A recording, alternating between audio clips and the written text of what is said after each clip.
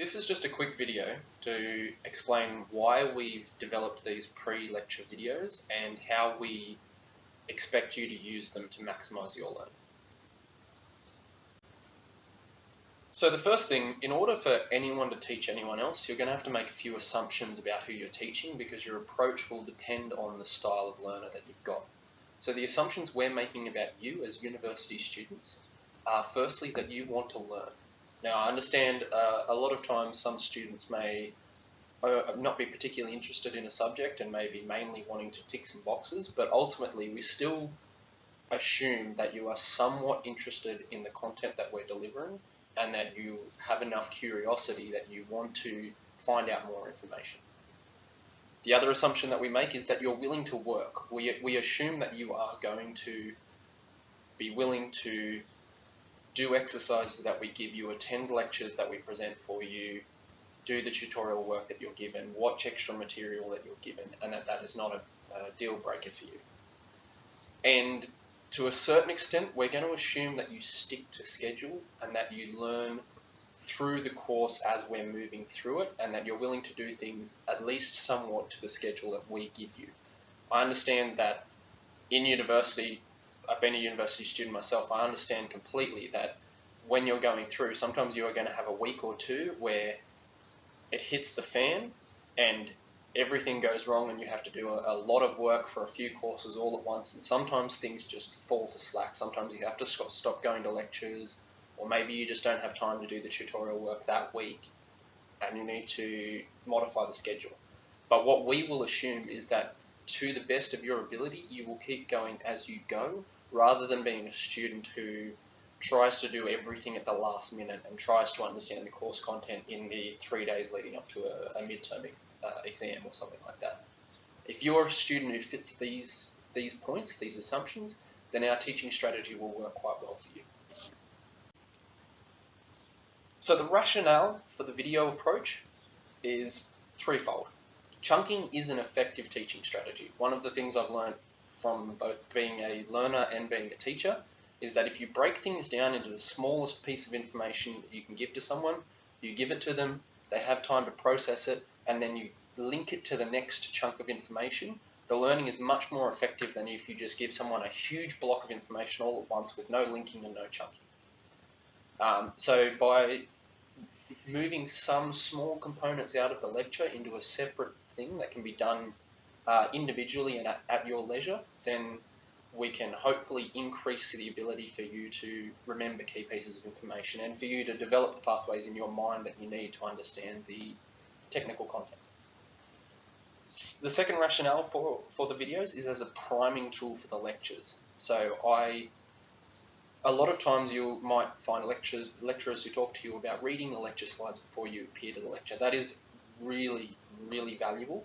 And this is a way for us to do that in a way that might be slightly more uptaken by students. So I don't believe that the majority of students read lecture notes before the lectures because I know it's incredibly boring, distracting, and sometimes it makes the lecture harder to stay engaged in, because particularly if you're a high-performing student, you might read the lecture notes and understand a large chunk of the content, and then that can dissuade you from feeling that you need to go to the lecture when in reality you still do.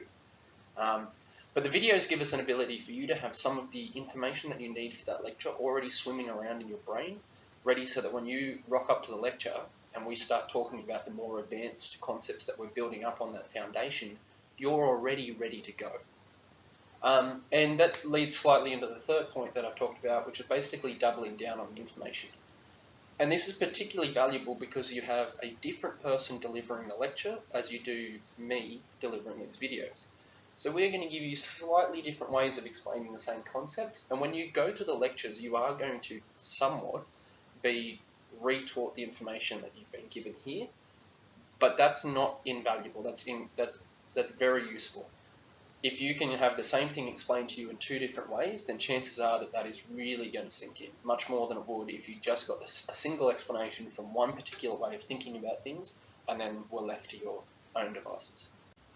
So, with our assumptions about you as learners and with our rationale for what the videos are trying to achieve, I'm going to explain now how the video system, pre-lecture video system will work.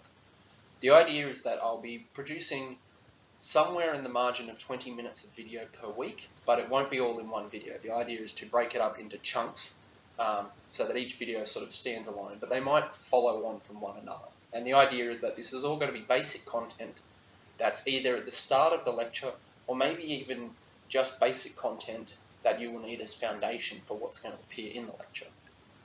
The idea of the videos is that they should all be watched before the lectures. If you go to the lecture and then watch the video later, you're probably just going to find the video to be incredibly dull, boring, and basic.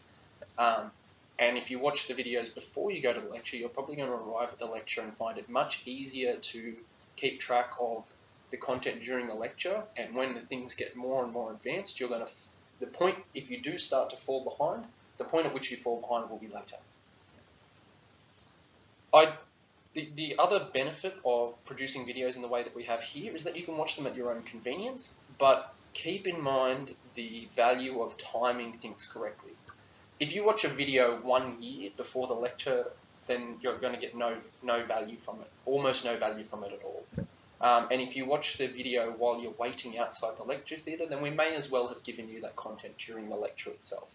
So there's a balancing act in when you want to watch the videos. I personally think you should probably watch them at least a few hours before the lecture, not much closer than that, because again, you may as well have just had that material in the lectures. But I also think that if we give you the videos in advance and you watch them too far before the lecture, then a lot of the priming effect of the videos will be lost. So that's why we're doing the videos, and that's how we expect you to go through and follow through them. But keep in mind that as a final note, we are learning too.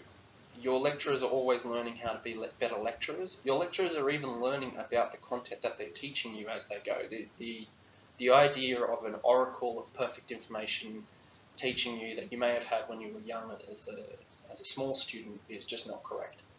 So just as us giving you feedback on your assessment items is incredibly valuable to your future direction, you giving us feedback on our teaching process is invaluable to us. We love it. Both positive and negative feedback, provided it's critical in nature, is really, really helpful for us. If you can tell us what we've done right and what we could do better, and particularly if you can give us ideas, because you might have a better idea about how to do something than we do, and if you can give us that, then the next generation of people taking the courses that we deliver will get a better experience than you got. So please give us feedback both during the semester and at the end of the semester through the normal channels. Thank you.